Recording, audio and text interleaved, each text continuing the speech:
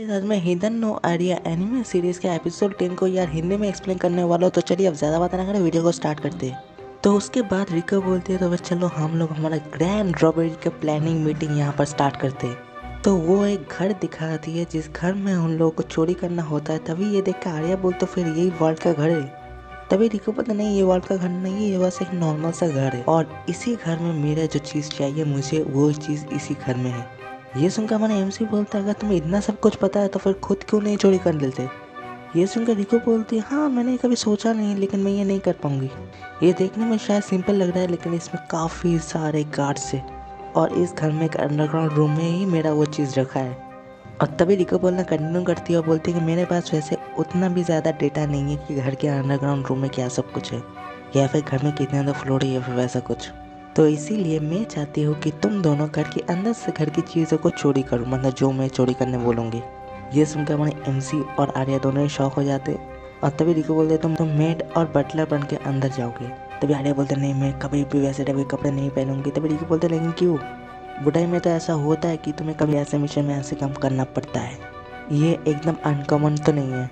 तभी आर्या बोलते ठीक है लेकिन वो जो वर्ल्ड है अगर मुझे वो मिला तो फिर मैं उसे गिरफ्तार कर लूँगी क्योंकि वो उनमें से जिसकी वजह से मेरी मदर जेल में है।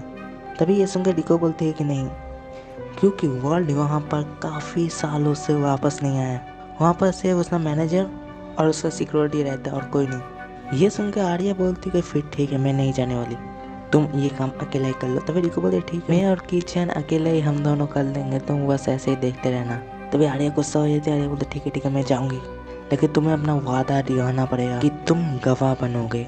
तभी रिको बोलते हाँ मैं छोड़ ज़रूर हो सकती हूँ लेकिन वादा नहीं तोड़ती हूँ। तभी आर्या बोलता हाँ बिल्कुल मत तोड़ना इस बार। तभी हमारे एमसी बोलते वैसे तुम दोनों के बीच में पढ़ने के लिए सॉरी लेकिन क्या तुम हमें बता सकती हो कि हम लोग चोरी क्या करने वाले। तभी रिको बोलते हाँ मेरा 5th बर्थडे प्रेजेंट एक रोज़े। ये सुनकर आर्या और भी ज़्यादा गुस्सा हो जाती है। आर्या बोलती है कि तुम अपनी माँ के बर्थडे प्रेजेंट के लिए इतना ज़्यादा कुछ कर रही हो और मेरी माँ के बारे में थोड़ा भी चिंता ख्याल नहीं आता तुम्हें, तुम इंसान भी हो या नहीं। तभी ये सुनकर रिको बैठ जाते, रिको बोलते तुम काफ़ी लक्की हो आर्या, कम से कम तुम्हारे मम जिंदा तो है, मेरे डैड और मम काफ़ी पहले गुजर चुके। ये सुनकर अब आर्या शौक हो जाती है। तभी रिको बोलते मैं जब 8 साल की थी तभी वो दोनों गुजर गए तो फिर वो मेरी जान की इतना ही कीमत है उस रोज़े का। ये सब वर्ल्ड जानता था लेकिन वर्ल्ड ने फिर भी वो मुझसे छीन लिया और वे ऐसी सिक्योरिटी जगह पर रख दिया।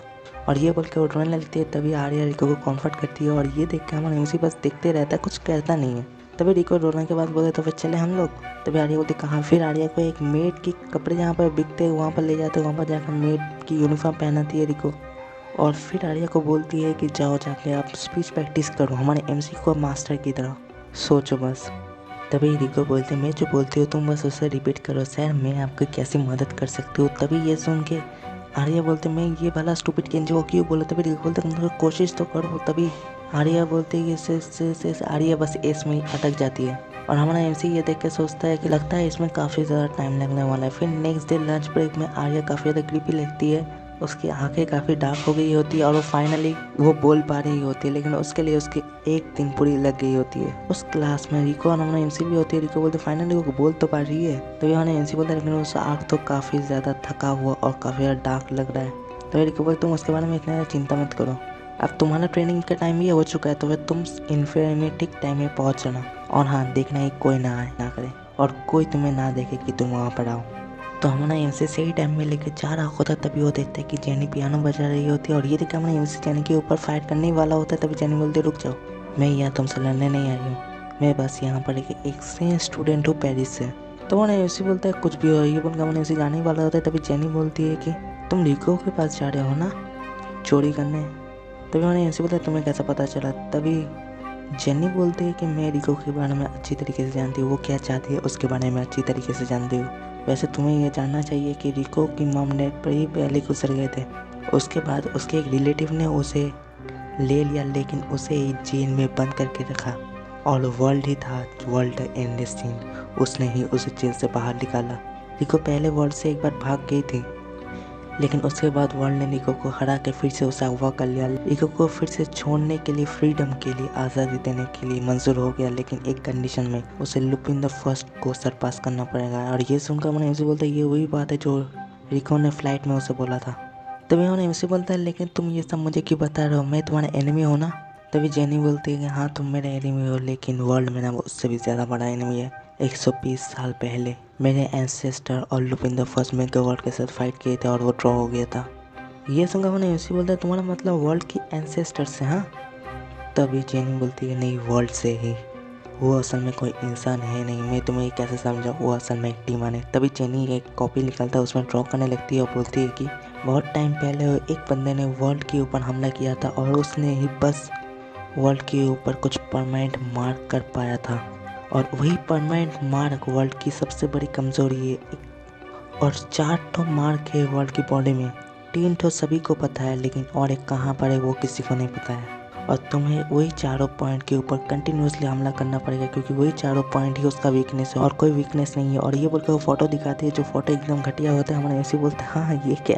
तभी जेनी बोले तुम ये रख सकते हो। तभी हमारे एमसी को ले लेता है, बोलते हैं कि जेनी तुम ड्रॉ नहीं कर सकते। और तभी हमारे एमसी वॉच देखता है कि लेट हो रहा है और वो चला जाता है रिको की तरफ। और हमारा एमसी भागते भागते इन्फीनिटी में पहुंच जाता है, जहाँ पर वो देखता है कोई नहीं है। तो हमारा एमसी सोचता है कि मैं ठीक टाइम पे आया हूँ और यही क्या इन्फीनिटी है, क्योंकि स्कूल में काफ़ी सारे इन्फीनिटी है। हालांकि उसे जितने अच्छी तरीके से याद है इसी इन्फीनिटी के बारे में रिको बात कर रही थी।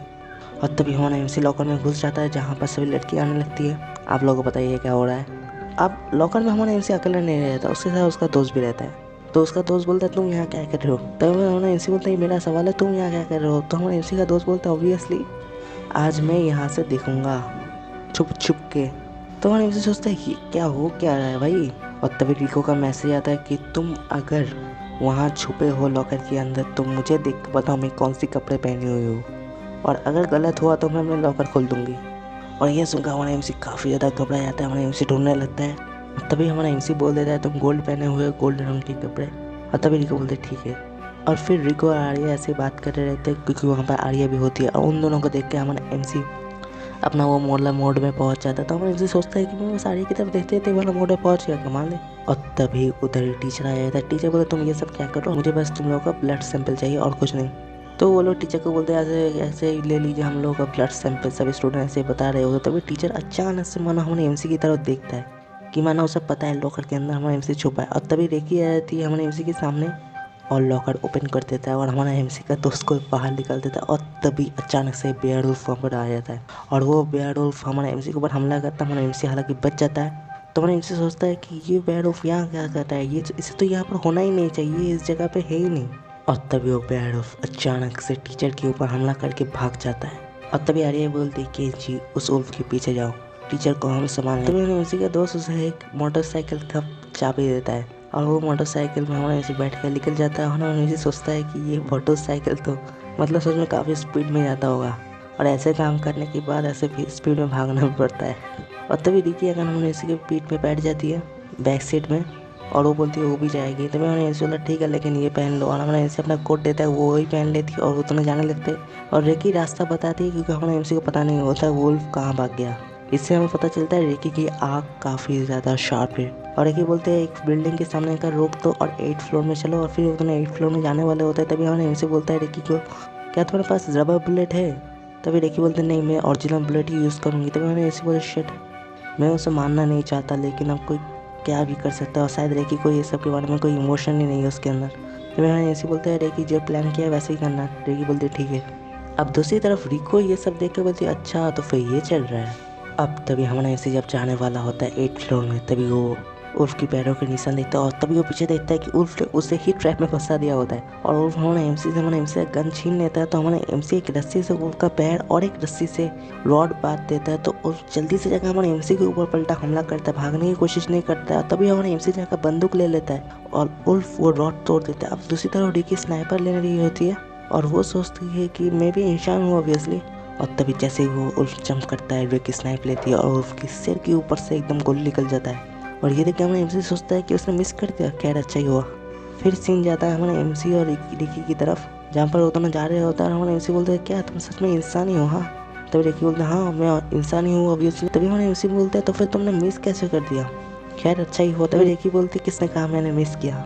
और तभी वो दोनों जाकर देखते हैं कि वो उल्फ बेहोश होकर गिरा रहता है। तो रिकी बोलती है कि वो उल्फ पैरालाइज हो चुका है। असल में उसके सिर के ऊपर एक एंटीना लगा हुआ था जिसकी वजह से उसे कंट्रोल किया जाता है, जिसकी वजह से उससे नर्व में काफ़ी ज़्यादा तकलीफ हो रहा है। तो इसी वजह से अब थोड़ी देर बाद वो ठीक हो जाएगा और भाग पाएगा। तभी रिकी बोलती है कि तुम चाहो तो तुम भाग सकते हो, लेकिन मैं बोलूँगा तुम मेरे साथ ही आओ क्योंकि मैं दूसरी बार मिस नहीं करने वाला। तभी वुल्फ रिकी के साथ ही आ जाता है और हम ऐसे बोलते वैसे वुल्फ तो बोटा स्कूल में अलाउ नहीं है। तभी रिकी बोलते मैं परमिशन ले लूँगा, चिंता मत करो। तभी मैंने ऐसे बोला ठीक है फिर, इसमें दिक्कत वाली कोई बात नहीं है। तो मैंने ऐसे अपने रूम में वापस आया जहाँ पर आर्या काफ़ी गुस्सा होती है। आर्या बोलते तुम फ्रेंड में कर क्या रहे थे।